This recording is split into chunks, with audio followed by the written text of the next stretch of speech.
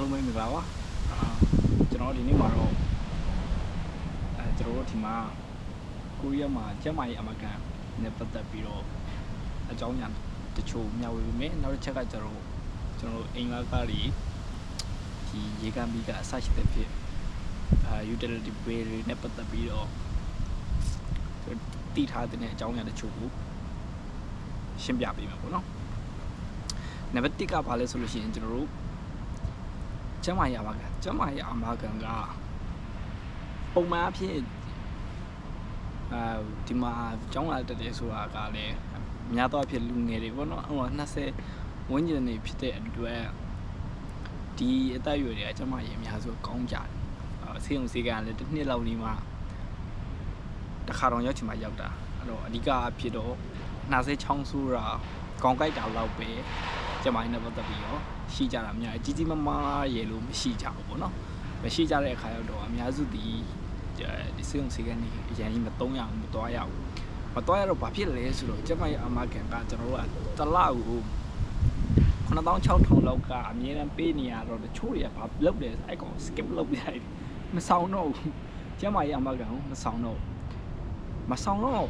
ဒီမှာပြဿနာကြီးရှိလာတယ်အဲ့တော့ပုံမှန်အဖြစ်ကျွန်တော်ကျမရဲ့အမကန်တီးဆောင်တဲ့နေထဲမှာပါတယ်ဘလို့ပဲဖြစ်ကျွန်တော်တို့ကဆေးရုံဆေးကန်းကိုမသွားရသည့်တိုင်အောင်ကျမကြီးအမိုက်ကန်ဒီစောင့်ထားရမှာဖြစ်တယ်။ဘာကြောင့်လဲဆိုရင်နံပါတ်1အချက်ကကျမကြီးနဲ့ပတ်သက်ပြီးတော့ကျမကြီးဆိုတဲ့အတိုင်းအတာကကိုကဘေးချိန်မှာဘာနဲ့ပတ်သက်ပြီးတော့ကျမကြီးအမကန်ကိုအသုံးလုံနေဆိုတာကကျွန်တော်ကပြောလို့မရဘူး။အဲ့တော့ပြောလို့မရတဲ့အခါကျမှရုပ်တရက်တစ်ခုဖြစ်တာနာမကျန်းဖြစ်တာဆေးရုံဆေးကန်းသွားရဖို့ဖြစ်လာတဲ့အချိန်ဒီမှာဆိုလို့အဲ့ဒီအချိန်တော့မှကျွန်တော်တို့ကျမကြီးအမကတွားဆောင်လို့မရမမီဘူးအဲ့တော့ကျွန်တော်တို့ကဆေးရုံဆေးကောင်တွားတဲ့ရက်မှာကျမကြီးအမကန်က coverage မဖြစ်ထားဘူးဆိုလို့ရှိရင်အကျုံးမဝင်ထားဘူးဆိုလို့ရှိရင်ကျွန်တော်တို့ကဘေးတွေကအများကြီးကြာတယ်အဲ့တော့မြင်းသားအောင်ပြပြရမယ်ဆိုလို့ရှိရင်အကြီးစားခွဲစိတ်မှုတွေစမ်းသပ်မှုမျိုးကြီးမဟုတ်သေးဘူးเนาะကျွန်တော်တို့ကြောင့်ရဆိုလို့ရှိရင်ကျွန်တော်အချိန်ပိုင်းလုံးရင်းကနေပြီးတော့ကျွန်တော်မျက်လုံးပေါ့နော်ဖုံဝင်နဲ့အလားကြီးဖြစ်တဲ့ပုံစံမျိုးဖြစ်ဘူးလေအဲ့တော့ကျွန်မကြီးဒီစီကောင်းသွားရတဲ့အခြေအနေဖြစ်လာခဲ့တယ်ပေါ့နော်ဒါတစ်ချိန်နောက်ပြီးတော့လုံးဒါများရင်းနေပေါ့နော်အစောပိုင်းမှာကျွန်တော်တနေ့8နာရီဝန်းကျင်အလုံးတယ်အဲ့ဒီအဒန်တွေလည်းပါတာပေါ့နော်နည်းနည်းပြင်းထန်လုံးတဲ့အခါမှာကျွန်တော်ဒီလက်မောင်းမှာရိုးစနဲ့ပတ်သက်ပြီးတော့တိုင်းတစ်ခုထိဒဏ်ဖြစ်လာတယ်ပေါ့နော်အဲ့ရတဲ့ပတ်သက်ပြီးတော့ကျွန်တော်ဆေးရုံဆေးကံကိုတွားဖို့တဲ့အတွေ့အကြုံရှိတယ်အဲ့တော့အဲ့မှာဘာတွားကွာမလဲဆိုလို့ရှိရင်ကျွန်တော်တို့ကကျမကြီးအမကန်ရှိထားတယ်ဆိုလို့ရှိရင်ပုံမှန်အဖြစ်ဆရာဝန်ရဲ့စံတက်ခကြည့်ရှုစစ်ဆေးခါပြီးမကြတဲ့လောက်ကိုရှိတယ်အဓိကကျွန်တော်တို့ဘာပဲကုန်တာလဲဆိုဝယ်ရတဲ့ဆေးဖို့လောက်ပဲကျမကြီးအမကန်ရှိရင်ဆေးဖို့လောက်ပဲကျွန်တော်တို့ကထက်ကုန်တော့တာဆရာဝန်နဲ့ပတ်သက်ပြီးအရင်မကုန်တော့ဥမာကျွန်တော်ဆေးရုံဆေးကန်းကိုတွားတယ်ပြပြီဆိုလို့ရှိရင်ကျမကြီးအာမခံမရှိထားပဲနဲ့ပြတယ်ဆိုလို့ရှိရင်ပုံမှန်စစ်ဆေးတာလောက်နာစီချောင်းဆိုးလောက်ကိစ္စတောင်မှပဲ3000ကနေပြီး5000တသိန်းလောက်အထိ fees ကလာနိုင်တယ်ကျမကြီးအာမခံမရှိတာဆိုဥပမာအဖြစ်ကျွန်တော်တို့ပထမဆုံးရောက်တဲ့6လအတွင်းမှာဆိုကျမကြီးအာမခံ cover မရဘူးအဲ့ဒီအချိန်ဒီမှာဆိုလို့ရှိရင်ဒီ fees တွေကလိုက်နိုင်တယ်ဒုဘန်တော်ညလည်းပဲကျမကြီးအာမကန်အကျုံးဝင်ထားတယ်ကျမကြီးအာမကန်ရှိထားတယ်ဆိုတဲ့အတိုင်းတာမှာဆိုလို့ရှိရင်ကျွန်တော်တို့ဘယ်လောက်ထိကျွန်တော်မျက်စိတော့ပြတဲ့အချိန်တော့ဆိုလို့ရှိရင်ဆရာဝန်ဆန်းသက်ခါက6000ပဲရှိတယ်အဲ့တော့ဆေးဝယ်ရတာနေမှာကျွန်တော်9000 1000လောက်ပဲကြာအဲ့တော့ကျမကြီးအာမကန်ရှိတာအဲ့တော့အဲ့ကောင်ကကျမကြီးအာမကန်မရှိဘူးဆိုလို့ရှိရင်6000ကနေပြီး3သိန်းလောက်အထိကြာနိုင်တယ်ပေါ့နော်ဒီလောက်ထိ cover ဖြစ်တယ်အဲ့တော့တစ်ချိန်လောက်တွားတာ2ကြိမ်လောက်တွားလိုက်တာနဲ့ဒါကသိတာတဲ့ထင်မှာပါတယ်ဒါကြောင့်မလို့ကျမကြီးအမခံနံပါတ်1ကျမကြီးရှူတော့အတွက်ကျွန်တော်မဖြစ်မနေသွားအဲ့ဒါမျိုးကမှမဟုတ်ဘူးကိုအကြောင်းတစ်ခုခုကြောင့်ရေးပေါ်ခွဲစိတ်ရတာမျိုးဆေးရုံမှာကိုပြရမယ်ဆေးရုံမှာကိုရနိုင်တဲ့အခြေအနေမျိုးတွေဖြစ်လာတယ်အဲ့တော့မှကျွန်တော်ကျမကြီးအမစောင့်နေလို့ဆိုမရဘူးကျွန်တော်တို့အဲ့ချိန်မှာကာဝါမဖြစ်ထားဘူးဆိုလို့ရှိရင်တင်းကိုရာချီပြီးတော့သွားနိုင်တယ်ဥပမာ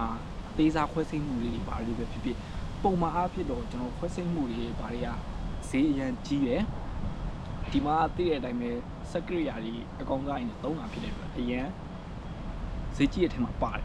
ဒီတိုင်းကျမအာမခံမရှိဘဲနဲ့လုံးမဆိုအဲ့တော့ကျွန်တော်တို့ E9 နဲ့ပတ်သက်ပြီးတော့ခဏကြားရတာမျိုးရှိတယ်အဲ့တော့စေုံစီကသွားတဲ့အချိန်မှာတိမ်ရာနဲ့ချီပြီးတော့ကြာတာမျိုးလေအဲ့တော့ကျမအာမခံမဖြစ်ထားဘူးဆိုလို့ရှိရင်အဲ့တော့ဘလို့မဆိုကျမအာမခံကဆောင်းကိုဆောင်းတဲ့ထဲမှာပါတယ်ဒါအရန်အရေးကြီးတဲ့ထဲမှာပါတယ်ပေါ့နော်အဲ့တော့ကျမရှူတော်အနေနဲ့နံပါတ်1အချက်ပေါ့နော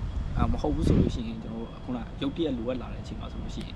်တင်းရာနဲ့ချီပြီးကုန်ကြနိုင်တဲ့အခြေအနေရှိတယ်။ကျမရာမခံမရှိထားဘူးဆို။နံပါတ်2ဒုတိယအချက်ကဘာကြောင့်လဲဆိုလို့ရှိရင်ဗီဇာပြောင်းတဲ့အချိန်မှာအဲ့တော့ကျွန်တော်ကျောင်းသူကျောင်းသားတွေဆိုလို့ရှိရင်လည်းကျွန်တော်ဗီဇာပြောင်းတဲ့အချိန်မှာကျမရဲ့အာမခံ history ကိုလိုက်တယ်ဒီကျောင်းသားကကျမရဲ့အာမခံရှိနေလားကျမရဲ့အာမခံလောက်ထားလားကျမရဲ့အာမခံမရှိနေဘူးဥမာဒီ4ကနေဒီ2ပြောင်းမယ်ဆိုကျွန်တော်ကျမရဲ့အာမခံမရှိထားဘူးကောမဖြစ်ထားဘူးဆိုလို့ရှိရင်ပြဿနာရှိတယ်ဗီဇာမရတာမျိုးလည်းဖြစ်နိုင်အဲ့တော့ကျွန်တော်တို့ဘာလုပ်ရမလဲဆိုလို့ရှိရင်ဆောင်းပေးရအဲ့ကျမအာမခံရှိမှကျောင်းလက်ခံတာဗီဇာပြောင်းဝင်ပေးရဒီလိုမျိုးအခြေအနေတွေရှိတယ်အဲ့ဒါကြောင့်မို့ကျွန်တော်တို့ကကျောင်းဗီဇာပြောင်းတဲ့အချိန်မှာလည်းပဲကျမရဲ့အာမခံ history ကလိုအပ်ပါတယ်ဒါကြောင့်မို့လို့ကျမရဲ့အာမခံကဆောင်းရမယ်ဆိုတဲ့အတိုင်းအမျိုးရှိတယ်အဲ့တော့နောက်တစ်ချက်ကတော့ကျွန်တော်တို့ဘာလဲဆိုလို့ရှိရင်အပြစ်မှာ1-2အစားရှိတဲ့အပြင်မှာအကြောင်းကြောင့်ဒီမှာမနေဘူးကိုယ်တိုင်အိမ်ငားနေတယ်ဆိုတဲ့အခြေအနေတွေမှာပေါ့နော်အဲ့ဒီမှာဆိုလို့ရှိရင်အဲ့ကိုအိမ်နာမည်ကိုအိုင်နဲ့ကျွန်တော်တို့ဟာအိမ်ရဲ့ဒီအိမ်လာကားတွေရှိမယ်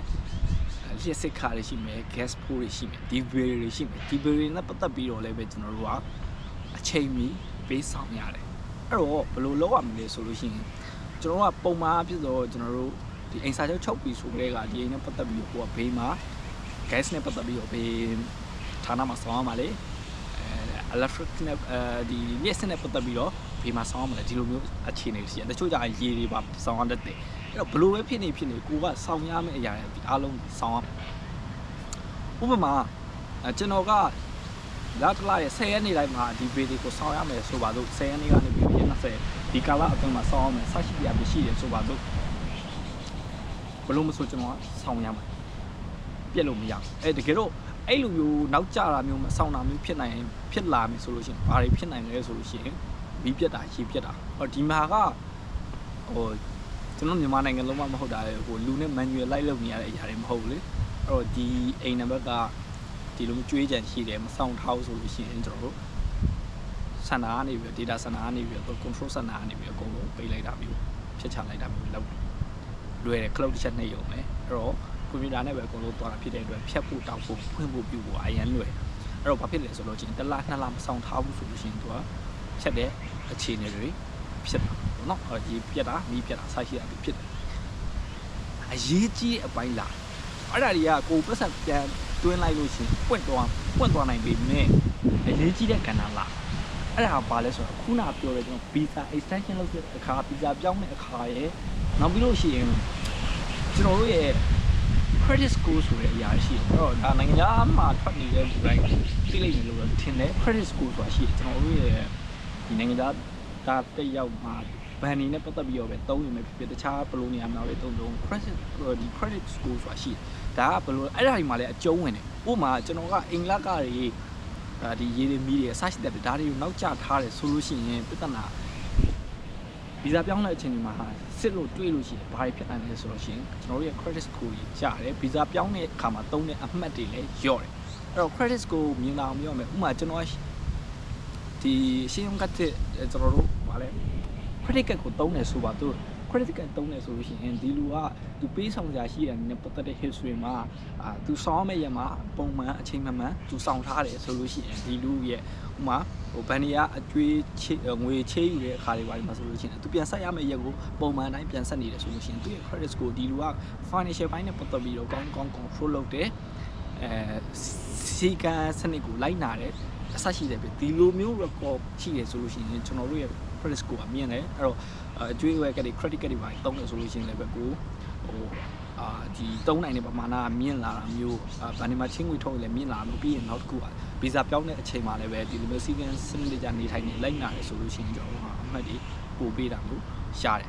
အဲ့ဒါတွေကိုပြက်ကွက်တယ်ဆိုလို့ရှိရင်မလိုက်နာဘူးဆိုလို့ရှိရင်တနေ့မှာအဲ့ဒါတစ်ခုခုကျွန်တော်ပြဿနာတစ်ခုခုကြုံပြီဆိုလို့ရှိရင်ဒီလူနဲ့ပတ်သက်ပြီးမတင်ကြတော့ဘူးလောက်ကဘက်ကလိုက်တယ်ဆိုလို့ရှိရင်အဲ့ဟာတွေပါလိုက်စစ်လိုက်တဲ့အချိန်မျိုးဆိုရင်ကျွန်တော်တို့ဘာတွေပါဖြစ်နိုင်လဲဆိုလို့ရှိရင်ကျွန်တော်တို့ဗီဇာပြောင်းတဲ့အချိန်မှာလည်းအမှတ်တွေကျတယ်လို့ credit score မှာလည်းအမှတ်တွေကျသွားနိုင်ကျသွားနိုင်တာမဟုတ်ကြကိုကြတယ်အဲ့ဒါကကြောင့်တချို့တွေမသိတာပဲရှိတယ်အဲ့ဒါအကြကိုကြတယ်အဲ့တော့ credit card တွေတုံးတာပဲဖြစ်မတုံးတာပဲဖြစ်ကျွန်တော်အဲ့တော့ကျွန်တော်ကတော့ credit score ကိုစနစ်တကျထိန်းသိမ်းထားဖို့အကြံပေးတယ်ဘာကြောင့်လဲဆိုတော့ဒီမှာကျကျွန်တော် credit card ရှိလို့ရှိရင်ဥပမာကိုပန်းတို့ဘာလို့မှဈေးဝယ်မယ်ဆိုလို့ရှိရင်ပဲကျွန်တော်6လတစ်နှစ်အတိုးမဲ့အရေးကြဝယ်လို့ရတဲ့ဟာတွေရှိတယ်အဲ့တော့တခြားဆိုင်တွေမှာလည်းပဲခုနပြောလို့ဘယ်လောက်ဖုန်းနဲ့အထက်ဆိုလို့ရှိရင်အတိုးမဲ့တော့ကျွန်တော်တို့ကဥပမာကျွန်တော်မှာ credit card ရှိတယ်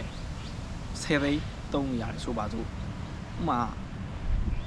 ကျွန်တော်က10သိန်းတန်ပစ္စည်းကိုဝယ်မယ်ဟုတ်ပြီ10သိန်းတန်ပစ္စည်းကိုဝယ်တဲ့အချိန်မှာကျွန်တော်မှာ credit card ရှိရ credit score လည်းကောင်းတယ်ဆိုလို့ရှိရင်ကျွန်တော်ဘာရမလဲဆိုလို့ရှိရင်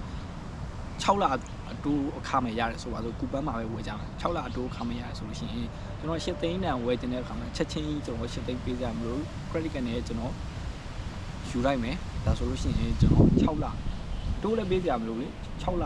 တစ်လချင်းစီဖဲ့ပြီးပေးသွားလို့ရတယ်ပို့တော့ဝန်တော့ဝန်ဖြစ်ဘူးပေါ့နော်အဲ့လိုမျိုးနောက်ပိုင်းဗီဇာပြောင်းတဲ့အချိန်မှာလည်းအဲ့ဒါကြီးအရာသုံးတာအကျုံးလာနိုင်မယ်ဟိုအကျိုးကျေးဇူးလည်းများတာမျိုးရှိတယ်အဲ့ credit card နဲ့ဆိုလို့ရှိရင် discount တွေပိုရတာမျိုးရှိတယ်အဲ့တော့ cashback တွေပြန်ရတာမျိုးရှိတယ်အဲ့တော့ benefits တွေကတော့အများကြီးပဲတုံးတတ်မယ်ဆိုလို့ရှိရင်အဲ့တော့ blue wave ပြောကျွန်တော်ဗီဇာပြောင်းတဲ့အချိန်မှာလည်းအကျိုးရှိအောင် credit score တွေမှာလည်းကောင်းအောင်ဆိုလို့ရှိရင်ခုနပြောတယ်ကျမရဲ့အမတ်ကောင်မဖြစ်မနေစောင်းဖို့လိုတယ်ကိုပေးဆောင်ရမယ့်ဘေးတွေကိုလုံးဝနောက်မကြောက်ပဲသူပေးဆောင်ရမယ့်ကာလမှာပေးဆောင်တာမျိုးကျွန်တော်အားပေးတယ်နောက်တစ်ချက်ကကိုကမေးတတ်တယ်ဂေးမဆိုင်မိတတ်ဘူးကြော်သွားတာမျိုးပါရရှိတတ်တယ်ဆိုလို့ရှိရင် automatic transfer ပေါ့ဒီဂျာတုံးအချဲလုပ်လို့ရတဲ့ကိစ္စတွေရှိတယ်အဲ့ဒါဘန်နေနဲ့ကိုတုံးတဲ့ဘန်နေတွေပဲကျွန်တော်ပေးဆောင်ရမယ့်ခံထားရင်းနဲ့ချိတ်ပေးထားလိုက်မယ်ဆိုလို့ရှိရင်သူဖြတ်ရမယ့်ရက်ကြောက်လို့ရှိရင် auto ကောင်းနေနေပြီးတော့ကောင်းနေမှာပတ်ဆက်ရှိနေဆိုတော့ auto